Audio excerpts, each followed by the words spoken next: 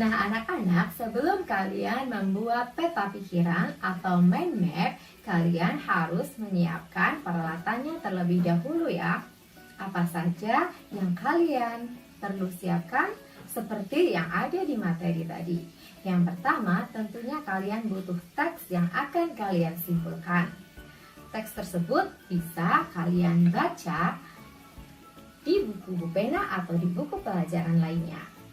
Yang kedua adalah kalian harus mempersiapkan kertas atau karton atau buku tulis atau buku gambar. Dan yang ketiga, kalian mempersiapkan bolpen warna atau spidol atau pensil warna atau mungkin kertas origami juga boleh. Selanjutnya, penggaris jika kalian memerlukannya. Itu tadi peralatan yang harus kalian persiapkan ya. Yang pertama, sekarang yang harus kalian lakukan adalah membaca teks yang Ibu tugaskan.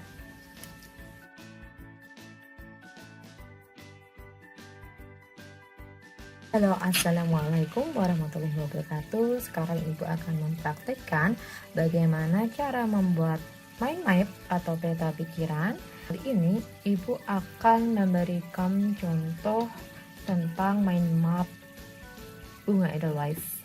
Alat yang perlu kalian persiapkan adalah kertas, bolpen warna atau spidol atau pensil warna, dan penggaris jika kalian perlukan.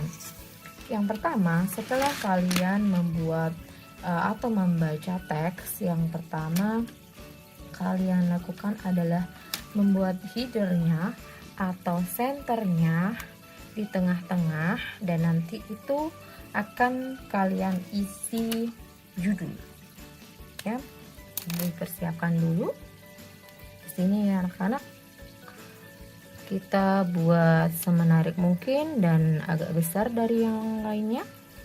Ini karena berupa bunga Edelweiss, maka boleh kalian kreasikan misalnya seperti menggambar bunga gitu ya anak-anak ya. Terus setelah itu kita beri judulnya dulu, karena yang akan Ibu petakan adalah tentang bunga Edelweiss. Kemudian setelah membuat senternya, kita membuat cabang-cabangnya ya. Nah, di sini Ibu akan membuat sekitar 5 atau 6 cabang yang akan kita kembangkan nanti. 1, 2, boleh bebas ya anak-anak ya, mau diletakkan di mana saja serapi kalian. 1, 2, 3, 4, dan mungkin di sini 5, 6. Setelah membuat subcabang, kita isi subjudulnya pada cabang-cabang tersebut ya anak-anak. Mungkin kita beri kotak dulu supaya rapi, atau lingkaran boleh ya. Ini nanti untuk menempatkan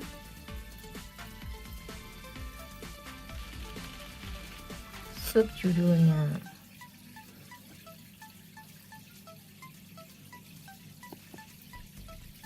Kemudian setelah membuat kotak-kotak ini, kita isi untuk subjudulnya ya. Ingat, subjudulnya itu adalah hasil dari ide pokok setiap paragraf yang kita baca tadi. Pada bunga Edelweiss, pada ide pokok pada paragraf pertama itu tentang bunga. Yang kedua itu tentang julukannya. Yang ketiga itu ditemukannya di mana.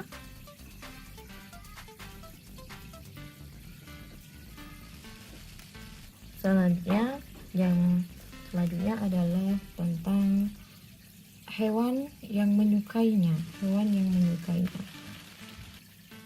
Nah anak-anak, setelah kalian membuat subjudul, kalian buat sub percabangan lagi atau cabang-cabang menyerupai syaraf ya kalau di neuron kita, di otak kita, makanya disebut mind map atau peta pikiran kita ya. Yang pertama, ibu akan membuat percabangan di sini. Di bunga itu ada, ibu buat 3 deh ya. Ingat, kalian jika bisa itu membuatnya katanya itu sesingkat mungkin ya anak-anak ya. Misalnya di sini pada bunga itu ada warna,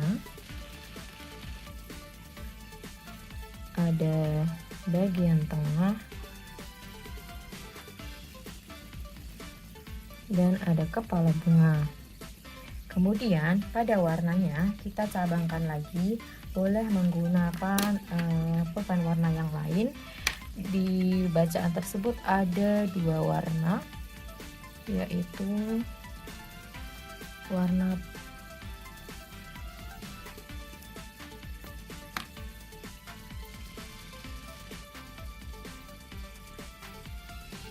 Nah, anak-anak, ini tadi adalah yang ibu buat ya. Ibu percepat supaya kalian juga bisa lekas memahaminya. Jadi jangan lupa kita buat itu dulu atau senternya. Kita buat cabang-cabangnya dulu untuk subjudul-subjudulnya. Kemudian subjudul-subjudulnya tadi kita ringkas-ringkas seperti ini menjadi kata kunci.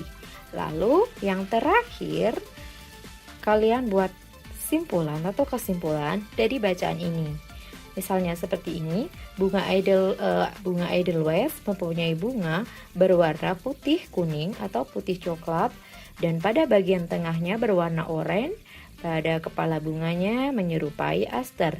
Dia mendapat julukan bunga abadi karena tidak mudah layu dan berumur 100 tahun.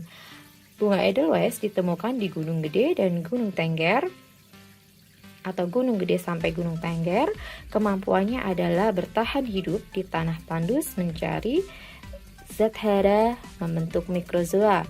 Daunnya berbulu lebat, panjang dan tipis, dan hewan yang menyukainya adalah serangga, yaitu lalat, kupu-kupu, dan lebah. Itu tadi mind map yang kita buat, kemudian kita simpulkan menjadi kalimat yang ringkas. Di mind map kita simpulkan menjadi sebuah tulisan seperti ini. Cukup mudah ya anak-anak membuat mind map dan menyimpulkannya, dan ini juga bisa untuk memudahkan kalian mempelajari materi-materi yang sulit seperti PKN atau IPS. Kalian juga bisa membuat mind map, kemudian kalian akan mudah mempelajarinya. Oke, ibu nanti kreativitas kalian yang lebih bagus lagi dari ini. Assalamualaikum warahmatullahi wabarakatuh.